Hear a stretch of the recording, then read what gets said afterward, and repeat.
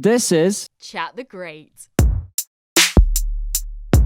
wanted to ask you about like the political bans and stuff like that. I presume they were different than the ones today, because now I don't know, as you know, like there's a big wave of like political bans and stuff. How different they were like in those days. There were differences, but there were a lot of issues. So Riot Girl was a big movement around this time. And, you know, I was playing a lot of British and American bands that would have fitted into that area, be it Bikini Kill or be it Huggy Bear or Mambo Taxi or Voodoo Queens from over here in the UK. And, you know, it was really exciting, you know, because people had something to say and were engaged. And, you know, say a band like Fugazi were kind of leading that. I was just listening yesterday like 10 times, The Waiting Room, and that song, John, is like just amazing. And it's so like totally. Actual, it sounds so like it was written like in 2000, I don't know, 18 or something. It's so cool.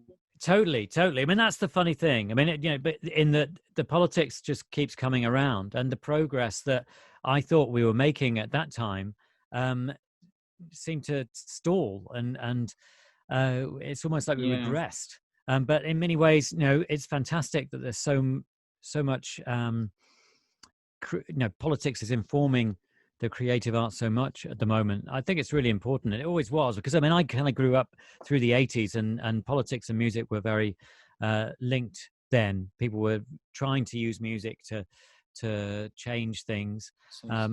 And so that continued into the 90s. And, you know, I think maybe the success, I mean, this is a whole other argument, but you know, the success of kind of Britpop and the success of alternative music, which that success of Britpop represented, in a way, that became the status quo. And then when the Labour government in the UK, you know, came in 97, you know, it seemed as if, you know, all that fight after 20 years of Tory rule, all that fight was no longer needed, because people thought, oh, we've achieved this, you know, and it's all great, you know. And then of course that all changed with 9/11, and it all changed with the war in Iraq and everything.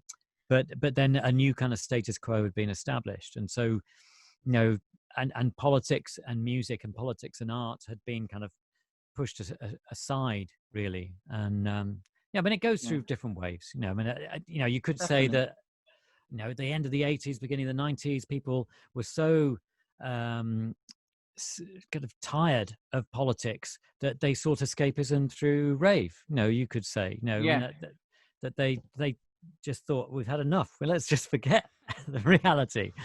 But then you could say, you know, the politics of the dance floor are very, very important. You know.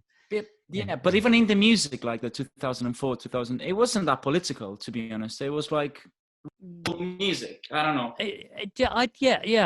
I agree, but at the same time, you know, people were making political statements in the early noughties. They always did that, actually. I think it started in the 50s or something. They always did that. Yeah, always throughout time, you know.